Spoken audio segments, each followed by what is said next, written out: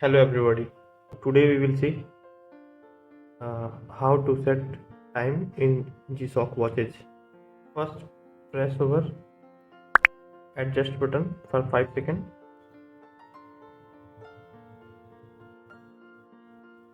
So this one is started blinking.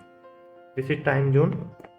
You can use forward and reverse button for your time zone. Now press over mode button.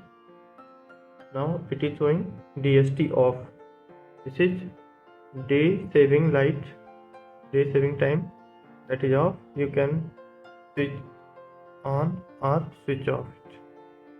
Now again click over mode. Now we are using military time, that is 24 hour, or railway time. You can change it like 12 hour or 24 hour. Now from this button, forward or reverse. Now again click over mode button. This is second, 35, 36. This is for second. You can change it to anything. Again we are pressing mode button. It is showing 17:51. It is 17 hours and 51 minutes.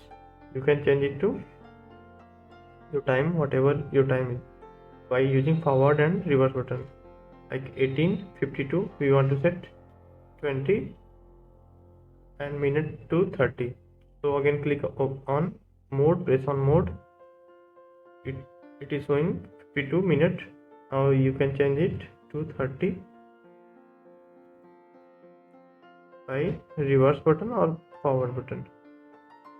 51, 50, 49, 41, 39, 38, 36, 35, 34, 33, 30. Okay. Now again press mode button. This is your year to 2023. You want to change it, you can change, but it currently 2023 is going on. So again click over mode button. This is your month. You can change it to your desired month, like 8, 9, 10, 11, 12. Okay, by using forward and reverse button. So we are in August, so I am keeping it to 8, and your date today 18th August. You can change it to whatever you want. So today is 18 August.